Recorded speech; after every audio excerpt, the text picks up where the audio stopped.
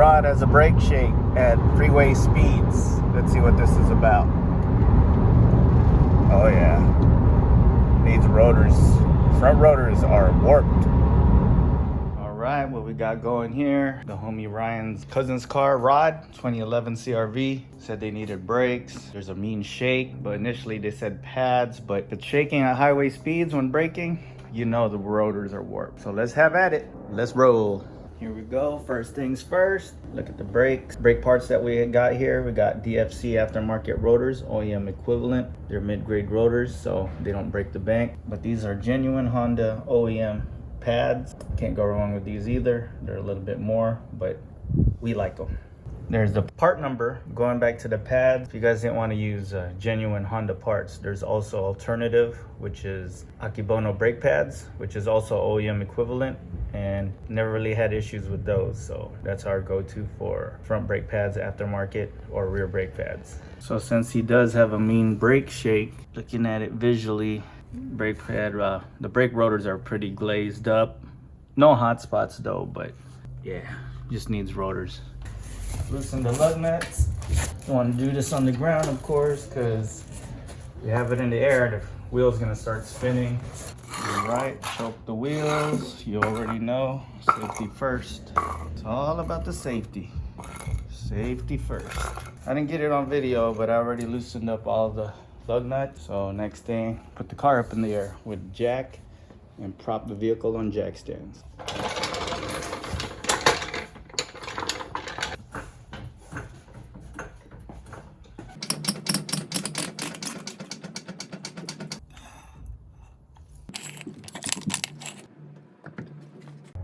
All right, got the car in the air. So when Rod dropped off the car yesterday, he was saying that when he was on the freeway and hits a bump, it's like the car wants to go all over the place, kind of bouncy. Well, I figured out this morning when on a speed bump and the whole back end feels sloppy, but look how blown these shocks are. I mean struts. So he's gonna need struts as well. That'll be for another day. Before we do anything else, gotta try to break these rotor screws. Notorious on these Hondas where they won't come off and they actually break the impact bit, the impact screwdriver. So we'll start with breaking those. I don't know if I showed you guys this in other videos. This is what I like to do for... Ooh, watch out for the brake dust. It's bad for your health. Don't be breathing this stuff in. All right, hopefully that was enough. Let's see if it worked. And it did. Look, I didn't even need to hit it with a hammer. Love it when a plan comes together. Got to do the other side. Not doing the rotors on the rear, because I'm pretty sure most of the shaking is up here in the front. I didn't even do anything on this side. It was already loose for some reason. Let's check and make sure we have the right brake pads. Go ahead and break the caliper bolts loose. Oh, God dang. All right, I need a wrench. Caliper pin was spinning and spinning, so I'm gonna have to hold it with a wrench. God damn, this shit's on there. Man, come on. There we go. Shit. Let's see this. Sure you have the right brake pads. These brake pads are plenty thick, but he has a brake shake issue. Yeah, these are aftermarkets. I don't know what brands these are, but there's a lot of aftermarket brands out there that are pretty harsh on the rotors. I mean, rotors will eventually always warp. It just depends how you drive, but we're chucking these out. This is still about, I want to say 50-60% maybe. I'm gonna put better brakes on there. Okay, that said, just want to make sure we have the right brake pads. You never know. Cool, they fit. Of course they fit. They're the OEM ones, genuine Honda. Can't go wrong. Just a little more, but you get what you pay for, I guess. I was gonna use my channel lock or whatnot, but I gotta have this tool, so why knock myself out? Use the right tool for the right job, it'll be all right. Press the piston back into the caliper. That way you can put in the new brake pads.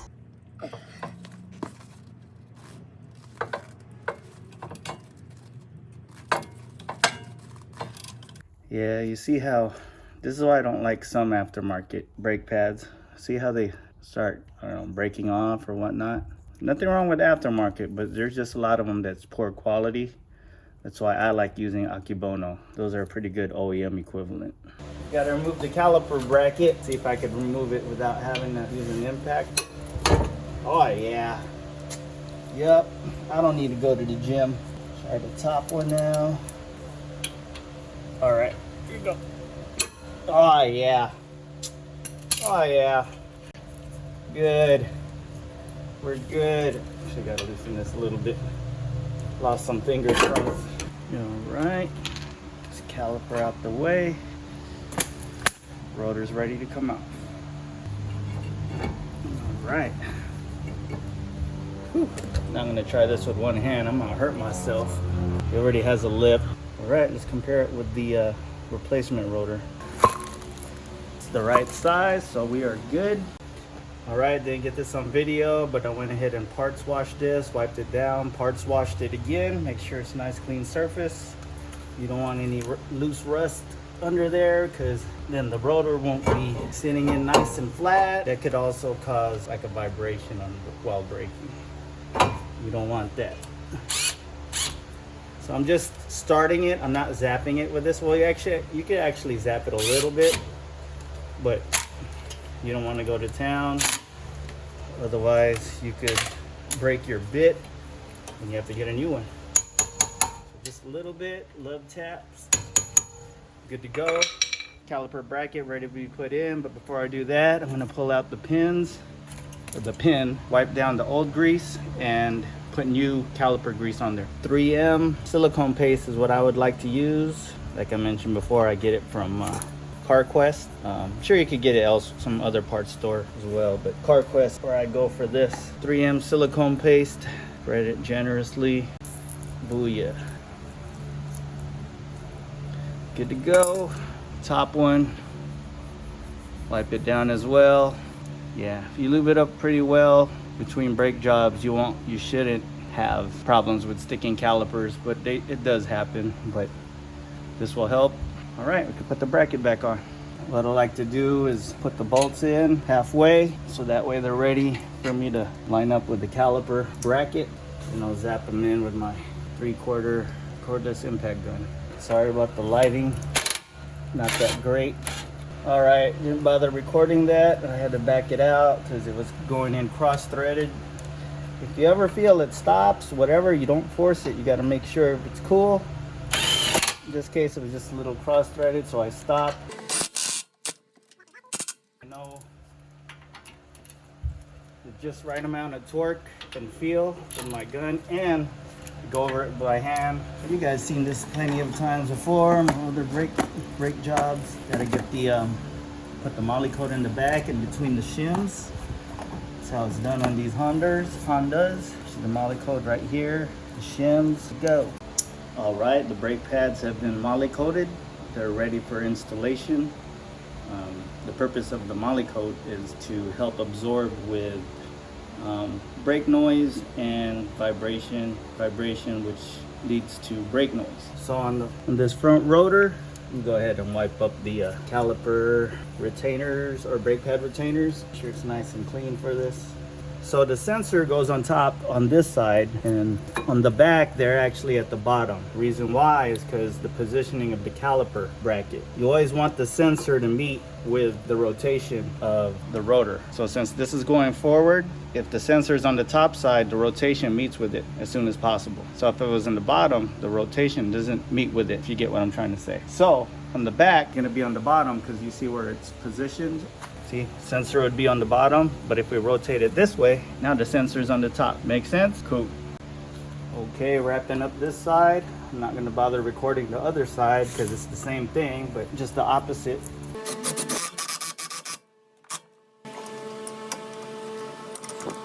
All right, nice and tight. All right, that's the front. That's how you do front brake pads and rotors. So on the back, we're only doing the rear pads. Looks like he has aftermarket pads in the back as well. Let's hope it didn't warp the rear rotors. For the most part, most vibration comes from the front. If the rears are warped, that could also cause vibration as well. In this case, let's hope it's not. That way you could save some money. I told him, let's try it out first. We'll do the fronts and then go from there. If it needs rotors, then we'd have to replace it in the back. For now, just rear pads. There's his blown shock that's causing the car to wander when it hits a bump. So that needs to be replaced later on. To do the rear pads on this 2011 CRV, you're gonna need a 12mm socket, maybe a 17 if it starts spinning, caliper pin, and then you will need lockjaw pliers, aka channel locks. To do this, let's go. Also, there's a 12mm bolt on this brake line. Better take it off because they made it really short, so you just don't want to be tugging on this. Pull it out. By the way, the e-brake is down or released, because if it's not released, this thing will be locked up. You don't want that. Now take the channel lock.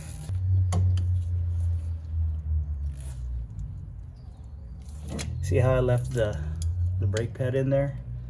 It helps. You don't have to, but changing it anyway.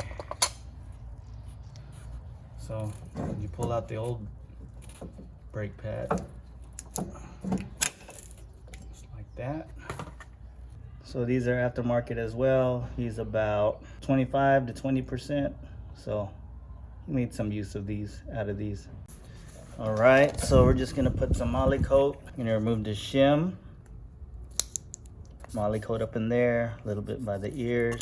Put the shim back on, moly coat. So on this one, just put moly coat up here because this doesn't really come off because the shim has been installed already, and it got these little prong thingies that go into the piston of the rear caliper. So you're not gonna be able to remove it. You could try, but I don't. So just put moly coat on here. Now that the back of the brake pads have been moly coated, go ahead and slap it on. Let's go ahead and wipe up the brake pad retainer so it's nice and clean. All right, lubricate the caliper pins so that way it's nice and lubed and it can slide pretty easily. That's what you want. Make sure you remove the air from the boot because you don't want it tearing or anything, because it could probably pop it. Air gets in there, then it expands when it's hot. So putting the outer pad in ain't no thing, pretty easy. It just goes in, voila. But the inner pad, it's a different story because you got to put this into the caliper piston. It's not that bad, but sometimes it's kind of a pain. Let's see what it does for us today. So you just pretty much got to line it up real good. Just shove it in. But be careful, because if you don't line it up good and you force it, you could tear the dust boot, and you don't want that. It's there for a reason, you know? And we just got to bolt the brake line bracket and then the two bolts. All right, well, of course, do it by hand first until the threads catch. You just zappy it now. And then make sure the air kind of squeeze and pull. Good to go. So this bracket right here, make sure you put it on.